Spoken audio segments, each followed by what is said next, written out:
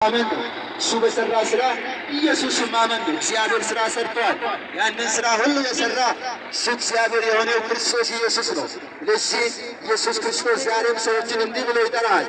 እናንተ ደካሞች ሸክማቸው የከበደ ሁሉ ወደ እኔ ኑ እኔም አሳርፋችኋለሁ ይላችኋል። ኢየሱስ ክርስቶስ ላሳርፍ እረፍት ለሆነ ኢየሱስ ወደ ዓለም መጣ።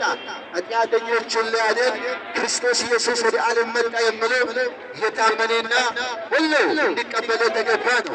ለተቀበሉት በስሙ ለሚያምኑት የእግዚአብሔር ልጆች ሆኑ ዘንድ ስልጣን ሰጣቸው። ወገኖቼ ለተቀበሉት በስሙ ለሚያምኑት የእግዚአብሔር ልጆች ሆኑ ዘንድ ስልጣን ሰጣቸው። እግዚአብሔር የሁሉ ፈጣሪ ነው እንጂ የሁሉ አባት አይደለም። ነገር ግን ለአንተም ለአንቺም አባት ሊሆን ይፈልጋል። ለዚህ ዳግም ልትወለድ ደግሞ ይገባል። ክርስቶስ ኢየሱስ ይወዳል እና ወደሱ ዋጋ የከፈልልን በቀራንዮ መስቀል ላይ ክርስቶስ ኢየሱስ የሚያደርጉትን አቁምና ይቅር በላቸው አለ። ክርስቶስ ኢየሱስ ስለዚህና ወደሱ ያንን ምሕረቱን ገልጦልሃል። ኢየሱስ ክርስቶስ ፍቅርን ገልጦልሃል። እግዚአብሔር ፍቅር ነው። ስለዚህ ነው ስለ ወዳጆቹ ከዚህ የሚበልጥ ፍቅር የለም ብሎ ጌታ ኢየሱስ ክርስቶስ ተናግረዋል። እኛ ግን ወዳጆቹ አልነበረም፣ ነገር ግን ወዳጅ አደረገ። ክርስቶስ ኢየሱስ በደሙ ገዛን። ዛሬና ኢየሱስ ክርስቶስ ካለበት ሁኔታ ነፃ ሊያወጣ ክርስቶስ ኢየሱስ ይጠራሃል። ና ወደሱ። በሩ ክርስቶስ ኢየሱስ ነው። ዮሐንስ ወንጌል ምዕራፍ 10:9 ላይ በሩ እኔ ነኝ ያለ ጌታ ኢየሱስ በእኔ የሚገባ አለ።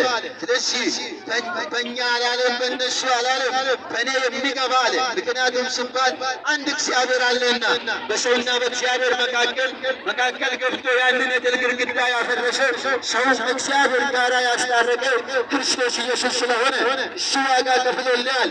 ኢየሱስ ስለ ኃጢአት ዋጋ ከፍሎልሃል። በኃጢአት አትሙት፣ ወደ ሲኦል አትግባ። ኢየሱስ ክርስቶስ ዋጋ በከፈለልህ እመን። ኢየሱስ ያድናል። መዳን በማንም የለም። እንድንበት ዘንድ የሚገባን ከሰማይ በታች የተሰጠን ሌላ ስም የለምና ወገኖቼ ኢየሱስ ክርስቶስ ብቻ ነው ከኃጢአት የሚያድነው። ኢየሱስ ይወዳቸዋል።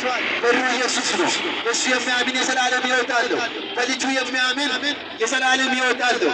በልጁ የማያምን የእግዚአብሔር ቁጣ በእርሱ ላይ ይኖራል እንጂ ሕይወትን አያይም ይላል።